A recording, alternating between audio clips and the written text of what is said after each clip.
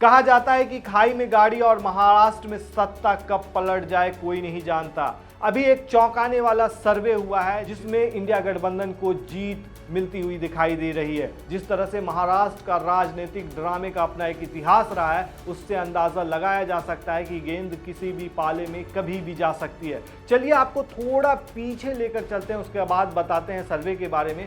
सबसे पहले एकनाथ शिंदे पर बात करते हैं। जिस तरह से एकनाथ शिंदे शिवसेना से बगावत करके अलग हुए और फिर बीजेपी की मदद से सत्ता पर काबिज हुए, उसके बाद विपक्ष धीरे धीरे कमजोर होता चला गया पूरी तरह। उसके बाद आया 2024 का लोकसभा इलेक्शन। लोकसभा इलेक्शन से ठीक पहले सबको कहीं ना कहीं लग रहा था अब की बार 400 पार। कोई सोच भी नहीं सकता था कि 2019 के लोकसभा चुनाव में 303 सीटें अकेले अपने दम पर लेकर आने वाली बीजेपी 240 पर सिमट जाएगी। यहां तक कि टीवी स्क्रीन पर एग्जिट पोल आया। एग्जिट पोल में तो बीजेपी को 300 पार दिखाया ही गया, साथ ही विपक्ष को भी और ज्यादा कमजोर बताया गया। साथ ही कितनी जगह एनडीए को 400 पार दिखाया गया। लेकिन जब रिजल्ट आए तो एकदम पासा पलट गया, वक्त बदल गया, जज्बात बदल गए।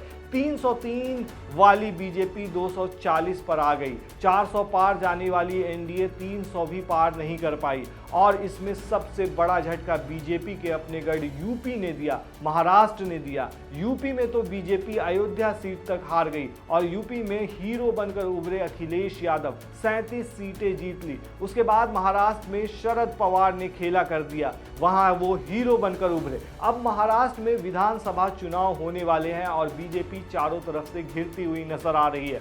महाराष्ट्र के सबसे बड़े और लेटेस्ट सर्वे में इंडिया गठबंधन की बम्पर जीत होती हुई नजर आ रही है। ये चुनाव बेहद ही खास होने वाला है क्योंकि महाराष्ट्र में लोकसभा चुनाव में इंडिया गठबंधन ने एनडीए को भारी झटका दिया था और इस चुनाव के बाद से ही इंडिया गठबंधन के हौसले और भी बुलंद होते नजर आ रहे हैं। माना यह जा रहा है कि बीजेपी की रणनीति फेल हो गई है। शिंदे और अजित पवार की एनसीपी को लोगों ने असली पार्टी मानने से इनकार कर दिया है। वहीं विधानसभा चुनाव को लेकर महायुति और महाविकास आघाड़ी अपने सहयोगी दलों से सीट बंटवारे को लेकर बातचीत कर रही है। महाविकास आघाड़ी में महत्वपूर्ण बिंदु यह है कि सभी सहयोगी दल मिलकर चुनाव लड़ रहे हैं। महाविकास आघाड़ी की सियासत इसी बिंदु के इर्द गिर्द है कि सबको मिलकर चुनाव लड़ना है।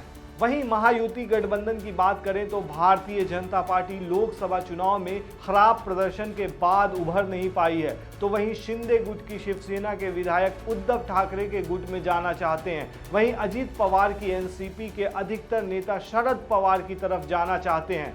इसी बीच सकाल मीडिया द्वारा किए गए प्री पोल सर्वे में ये बताया गया है कि महाविकास आघाड़ी महाराष्ट्र में बहुत आगे चल रही है और महायुति का गठबंधन यानी एमवीए से काफ़ी पीछे है। इस रिपोर्ट में बताया गया है कि 48% जनता एमवीए के पक्ष में है और 33% जनता बीजेपी शिंदे वाले गठबंधन महायुति को सपोर्ट कर रही है और 4% लोग अभी भी अपना मत नहीं रख पाए हैं। अब एमवीए में जाने से किसको फायदा हुआ, इसको लेकर जब पूछा गया लोगों से तो लोगों ने कहा कि कांग्रेस को सबसे ज्यादा फायदा हुआ है जो कि 37% से ज्यादा है। वहीं बाकी के जो घटक दल हैं उनको 30% से ज्यादा फायदा हुआ है। शरद पवार को 18% से ज्यादा फायदा हुआ है और उद्धव ठाकरे को सबसे कम फायदा हुआ है जो कि 13% है। लगभग 37% लोगों ने शिंदे गुट को सपोर्ट किया, बीजेपी को 22% लोगों ने सपोर्ट किया।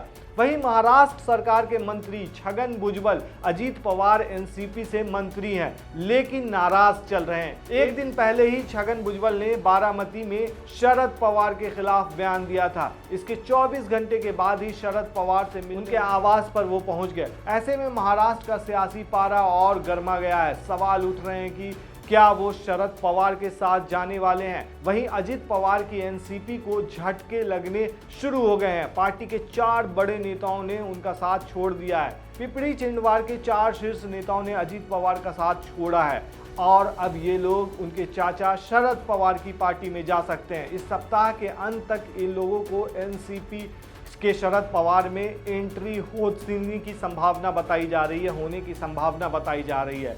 ऐसे में जो सवाल है और पूरा जो सिनारियो नज़र आ रहा है उसमें बीजेपी खतरे में दिखाई दे रही है।